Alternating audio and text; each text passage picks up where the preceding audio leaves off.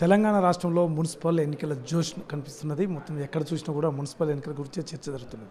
ముఖ్యంగా ఉమ్మడి వరంగల్ జిల్లా వ్యాప్తంగా చూస్తే తొర్రూరు మున్సిపల్ ఎన్నికపై అందరూ ఆసక్తి చూపుతున్నారు. ఎందుకంటే dynamic lady MLA SS Reddy గారు ఉన్నారు. ఇక్కడ ప్రచారంలో ముందుకు కొనసాగుతున్నారు. చెప్పండి మేడం, మీరు ఈ 2 ఏళ్ల పాలనలో అంటే ఇక్కడ తొర్రూరు ప్రజలకు ఏం చేశారు, ఎలా మళ్ళీ ఓట్లాడుతున్నారు?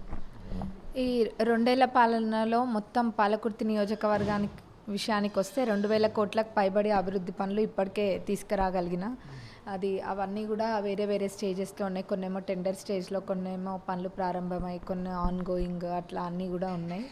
ఇంకా కొన్ని కంప్లీట్ అయ్యి ఇక్కడ తొర్రూరు మున్సిపాలిటీ, ఇప్పుడు మనం ఎక్కువ మున్సిపాలిటీ గురించి మాట్లాడుతున్నాం కాబట్టి మున్సిపాలిటీ విషయానికి వస్తే ఇప్పటిదాకా ఈ 2 ఇయర్స్లో 20 crores ఫండ్స్ తేయడం జరిగింది TUFIDC నుంచి.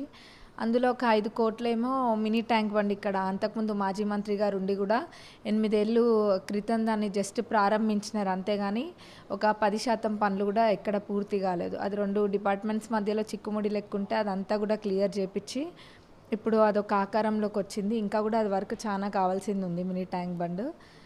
5 crores కాకుండా ఇంకా అడిషనల్గా అవసరం ఉన్న పెట్టి అది డెవలప్మెంట్ చేపిస్తాం. ఇంకా 100 bedded హాస్పిటల్ కూడా మళ్ళీ పనులు ప్రారంభమవుతున్నాయి ఇప్పుడు. ఇంకా వేరేవి ఆల్రెడీ ఇప్పుడు మనకి రీసెంట్గా ఒక 8 కమ్యూనిటీ హాల్స్ అవి కూడా ఇనాగ్రేట్ చేసినాము. రోడ్స్ అవి కొన్ని పెండింగ్ ఉన్నాయి అన్నమాట, ఒక 9.5 crores అది. ప్రతిపక్షాలు ఒకటి ఆరోపణ చేస్తున్నాయి, ఈ సంక్షేమ పథకాల విషయంలో ఏదైతే రేవంత్ రెడ్డి ఇచ్చిన మాట కరెక్ట్ నిలుపుకోలేకపోయారు, కొన్ని సంక్షేమ పథకాలు అందట్లేవు, సమస్యలు అలాగే ఉన్నాయంట. దానికి ఇప్పుడు వాళ్ళు అనాలంటే చాలా ఈజీగా చెప్పొచ్చు. 10 సంవత్సరాలు పరిపాలించిండ్రు. 10 సంవత్సరాలు పరిపాలించి కూడా దళితుడిని ముఖ్యమంత్రి చేస్తా అన్నారు, దళితులకు 3 ఎకరాల భూమి ఇస్తా అన్నారు, ఇంటికి ఒక ఉద్యోగం అన్నారు. ఇట్లా చెప్పుకుంటూ పోతే వాళ్ళు అన్న మాటలు చాలా ఉన్నాయి, కానీ ఏది కూడా చెయ్యలేదు. వాళ్ళు చేయలేకపోయినారు కాబట్టి మేము చేస్తున్నాం కాబట్టి మరి వాళ్ళకి కళ్ళు గుడుతున్నాయి అని తప్ప ఏమనిపించట్లేదు. ఇంకోటి మహిళలను అంటే మహిళలను రెచ్చగొడతా ఉన్నారు. వాళ్ళు ఒక్కటి గుర్తు తెచ్చుకోవాల్సింది ఏంటంటే, మహిళలకి 3,500 కోట్లది వడ్డీ లేని రుణాలు పావుల వడ్డీ ఇస్తామని చెప్పేసి ఇయ్యలేదు. ఇంకోటి అభయహస్తం కింద మహిళలు దాచుకున్న డబ్బులు 1,800 కోట్లు కూడా వాళ్ళు వాడుకోవడం జరిగింది. ఈరోజు వాళ్ళు మహిళల గురించి మాట్లాడుతుంటే అందులో ఈ నియోజకవర్గంలో శ్రీనిధిలో కూడా మన మాజీ గారు ఎన్నో అవకతవకలు, దాంట్లో పెద్ద చరిత్రనే ఉంది, ఒక పుస్తకం అంతా రాయొచ్చు, అంత అవకతవకలు ఉన్నాయి దాంట్లో. దాన్ని ఏ రకంగా చేసిండ్రు శ్రీనిధిని అనే దాంట్లో. మన ప్రజాప్రభుత్వం అధికారంలోకి వచ్చినప్పటి నుంచి కూడా రేవంత్ అన్న ఒకటే చెప్పిండ్రు, మహిళలందరినీ కూడా లక్షాధికారులని, కోటీశ్వర్లని కనీసం వాళ్ళ కాళ్ళపైన వాళ్ళు నిలబడి సంపాదన అన్న ఉండేటట్టుగా చేయాలని అన్నమాట కట్టుబడి చేస్తున్నారు కూడా. వడ్డీ లేని రుణాలు మహిళలకు ఎన్నో వస్తున్నాయి, వాని 30 స్టాల్ అని కూడా పెట్టుకుంటున్నారు. ఇంద్రమ్మ క్యాంటీన్స్, పిండివి, ఇంకా చాలా గానుగ నూనెలని చిన్న చిన్న బిజినెస్లు అన్నీ కూడా మహిళలు చేసుకుంటున్నారు. ఇంకా రేషన్ కార్డులు కూడా 10 years మరి వాళ్ళు ఇచ్చుంటే బాగుండేది, వాళ్ళు ఇవ్వలేకపోయినారు, మేము ఇస్తున్నాం.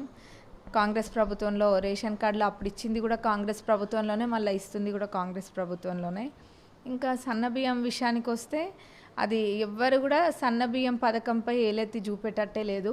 ఎమ్మెల్యే ఎలక్షన్స్ అప్పుడు కూడా చెప్పలేదు సన్నబియ్యం ఇస్తామని. కాకపోతే ఇది ప్రజలకు అవసరము అని చెప్పి ఆలోచన చేసి, తినే తిండి దగ్గర ఉన్నోళ్ళకి లేని వాళ్ళకి ఏం తేడా ఉంటుంది, ఎవరైనా కాయ కష్టం చేసేది బుక్కడు బువ్వ తృప్తిగా తిననికే కదా అని చెప్పి ఈరోజు సన్నబియ్యం ఇస్తే అందరూ కూడా తృప్తిగా తింటున్నారు. తినేటప్పుడు ఒక్కటే మాట, మన కూడా ఒక అవ్వ అంటుండే, బిడ్డ మేము చేతికే ఓటేస్తాం, ఈరోజు తృప్తిగా తింటున్నామంటే ఈ చెయ్యి మర్చిపోము అని చెప్పన్నారు. మరి ప్రజలు ఇవన్నీ ఒక ఎత్తు అయితే, ఇంద్రమ్మ ఇల్లు ఇప్పటికే 3,500 ఇంద్రమ్మ ఇల్లు వచ్చినాయి, అది అందరి కళ్ళ ముందు కనిపిస్తున్నాయి. ఇంకా 2వ విడత కూడా ఏప్రిల్లో రాబోతుంది, 1వ విడత పూర్తి కట్టుకోవడం అయిపోకముందే. ఇదొక నిరంతర ప్రక్రియ. ఇట్లాంటి పథకాలు ఎన్నో ఉన్నాయి ప్రజలకు ఉపయోగపడేవి. మరి వాళ్ళు చెయ్యనివన్నీ ఉన్నాయంటే మేము కూడా చేయొచ్చు చాలా, కాకపోతే అది మాకు అనవసరం. చివరిగా ఒక ప్రశ్న, మీరు తొర్రూరు ఏదైతే మున్సిపాలిటీ పరిధిలో ఉన్న ప్రజలందరూ కూడా కాంగ్రెస్కే ఓటు వేయాలి, యశస్విని రెడ్డికే సపోర్ట్ చేయాలని అంటే మీరు ఏం చేశారు కాబట్టి 2 yearsలో సేమ్ ఇది చెప్తారు? 2 yearsలో ఫస్ట్ థింగ్ ఏంటంటే, ఇప్పుడు రీసెంట్గా కూడా 15 crores తోటి అన్ని ఫౌండేషన్ స్టోన్స్ కూడా మొన్ననే మినిస్టర్ గారితో వేయడం జరిగింది. రోడ్స్, డ్రైన్లు అవన్నీ కూడా. ఒకటి తొర్రూరులో మేజర్ ఇష్యూ ఏంటంటే, ఒక కంకర పోసి వదిలేసిన రోడ్లు ఉన్నాయి, అవన్నీ కూడా నేను ఒక 20-30 సార్లు తిరిగి మళ్ళీ సీఎం గారి దృష్టిలో కూడా పెడితే సీఎం గారు కూడా సానుకూలంగా స్పందించి ఒక 9.5 కోట్ల 9.5 crores స్పెషల్ జీవో ఇచ్చినారు. ఇచ్చి కూడా జూన్ 2025లో ఇచ్చినారు. అయినా కానీ ఆ పనులు ఫండ్స్ లేక కాదు, ఫండ్స్ మన సీఎం గారు స్పెషల్ జీవోతోటి ఆ ఫండ్స్ ఇచ్చినా కానీ కాంట్రాక్టర్ ఎవరైతే ఉన్నారో రేపు అని చెప్పి ఇబ్బంది పెట్టడం జరిగింది. అది కోడ్ వచ్చేదాకా కూడా వారు మాజీ గారికి దగ్గర. మరి ఇవన్నీ కూడా ప్రజలు కూడా గమనిస్తున్నారు. తప్పకుండా మినిస్టర్ గారి దృష్టిలో కూడా ఇది పెట్టినాము. కాంట్రాక్టర్ గారు ఫండ్స్ ఉన్నా కానీ ఇబ్బంది పెడుతున్నారని ఆ పనులు కూడా పూర్తి చేపిస్తాము. జనాలు అంటే ఇవాళ రేపు ఎవరు కూడా అంటే ఏది చెప్తే అది నమ్మేటట్టు లేరు. అందరు కూడా స్మార్ట్, అందరి దగ్గర అందరూ స్మార్ట్, దాంతోపాటు స్మార్ట్ ఫోన్స్ కూడా అందరి దగ్గర ఉన్నాయి. మరి వాళ్ళందరూ కూడా చూస్తున్నారు. గతంలో చందాలు దందాలు అన్నీ కూడా ఇక్కడ జరిగినాయి. కాకపోతే ఇప్పుడు ఒక ప్రశాంతమైన వాతావరణం కూడా టౌన్లో ఉంది. మళ్ళీ వాళ్ళు వస్తే ఎట్లుంటుందో జనాలకు తెలుసు. తప్పకుండా ఇక్కడ తొర్రూరు గడ్డ పైన కాంగ్రెస్ జెండా ఎగరేస్తుంది. ఇది శశిధర్ రెడ్డి గారు చెప్తారు. తొర్రూరుకు అభివృద్ధికి చాలా అనేక నిధులు తీసుకొచ్చాము. అదేవిధంగా రాష్ట్ర ప్రభుత్వం చేపడుతున్న సంక్షేమ పథకాలు అంటే ఎన్నికలప్పుడు చెప్పినాయి, ఎన్నికలు చెప్పకుండా కూడా కొన్ని సంక్షేమ పథకాలు చేస్తున్నాయి కాబట్టి ప్రజలు కాంగ్రెస్కే పట్టం కడతారని శశిధర్ రెడ్డి చెప్తున్నారు. రామరాజుతో శ్రీధర్ రెడ్డి, సాక్షి న్యూస్, వరంగల్.